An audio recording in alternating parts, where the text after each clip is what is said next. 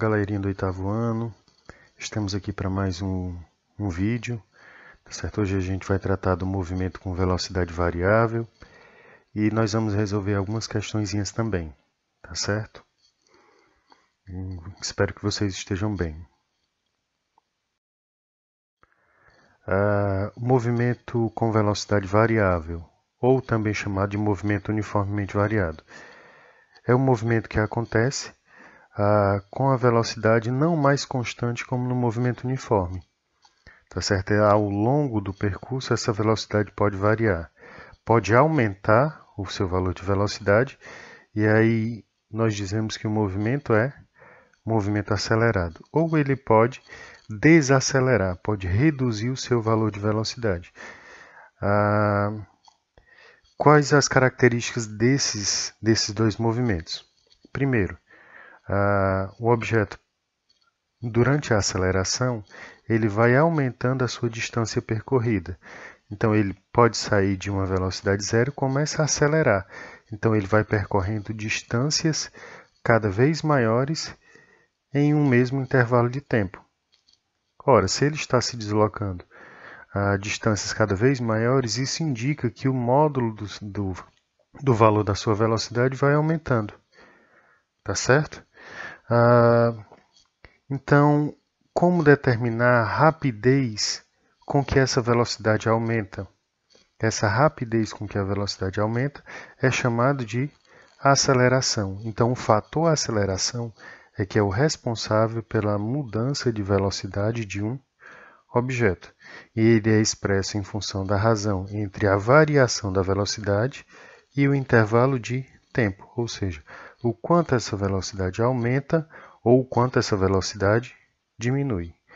Então, o valor de A representa a aceleração, ΔV representa a variação de velocidade e ΔT o intervalo de tempo do movimento.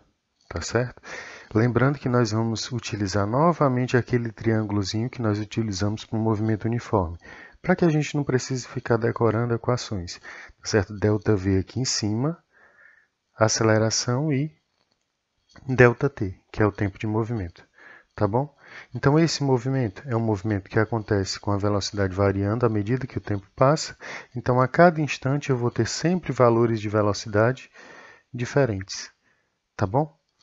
No movimento desacelerado, significa que o objeto está em um processo de frenagem. Ou seja, à medida que o tempo passa, a sua velocidade vai diminuindo. Então, se essa velocidade vai diminuindo, ele vai percorrendo distâncias cada vez menores. Observem aqui que no primeiro trecho de movimento ele percorreu uma distância muito grande. No segundo trecho de movimento ele já percorreu uma distância um pouquinho menor. No terceiro trecho de movimento, essa velocidade foi ainda menor. Então, ele percorreu uma distância ainda menor. Tranquilo?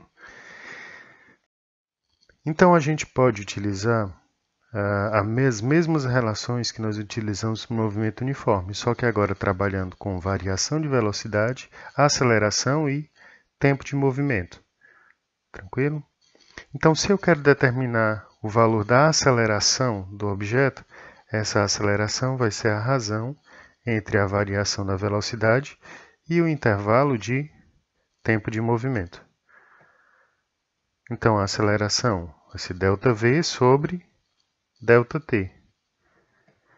Se eu quero determinar o intervalo de tempo de movimento, esse intervalo de tempo vai ser a razão entre ΔV e a aceleração.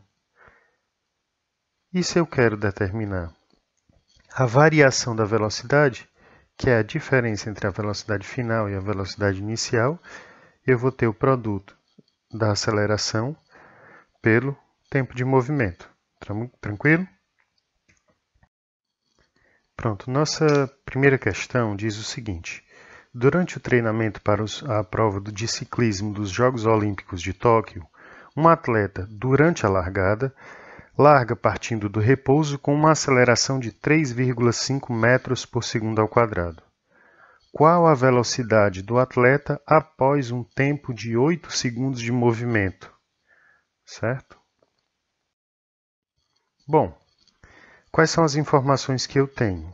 A aceleração de 3,5 metros por segundo ao quadrado. Eu tenho o tempo de movimento, que foi um tempo de movimento de 8 segundos, e uma informação extremamente importante. Se ele parte do repouso, a sua velocidade inicial é 0, tá bom? Então, nesse caso, eu quero determinar qual a velocidade final. Para saber a velocidade final, eu tenho que saber qual a variação de velocidade. Então, ΔV vai ser o produto da aceleração pelo tempo de movimento. Então, ΔV vai ser igual a A vezes T, mas quem é esse ΔV? É a diferença entre a velocidade final e a velocidade inicial. Ora, mas se ele partiu do repouso, essa velocidade inicial é quanto? 0. Então, a velocidade final vai ser igual a 3,5 vezes 8. Velocidade final vai ser de 28 metros por segundo. Ou seja, após 8 segundos, o valor de velocidade aqui será de 28 metros por segundo. Tranquilo? Nosso próximo item diz o seguinte: um ciclista, partindo do repouso, pretende deslocar-se com uma aceleração de 4 metros por segundo ao quadrado, até atingir uma velocidade de 16 metros por segundo. Em quanto tempo o ciclista atingirá o valor de velocidade desejado? Novamente nós vamos observar quais as informações que foram dadas. Primeiro ponto. De quanto foi esse aumento de velocidade? De quanto foi essa variação de velocidade experimentada pelo ciclista? Ora, se a velocidade inicial é 0 e a velocidade final é 16, a diferença entre elas será de 16 metros por segundo. Então, nesse caso, a variação de velocidade será de 16 metros por segundo. Então, a aceleração foi fornecida, 4 metros por segundo ao quadrado. A variação de velocidade, nós observamos agora, 16 metros por segundo, e eu tenho que determinar o tempo de movimento. Então, o tempo de movimento ele vai ser a razão entre ΔV e A. Não precisei decorar nenhuma equação, só saber o triângulozinho e pronto. Tá bom? Então, ΔV, 16 metros por segundo, dividido pela aceleração, 4 metros por segundo. Eu encontro um intervalo de tempo de 4 segundos. Tranquilo? Um forte abraço e até o próximo vídeo. Fiquem bem.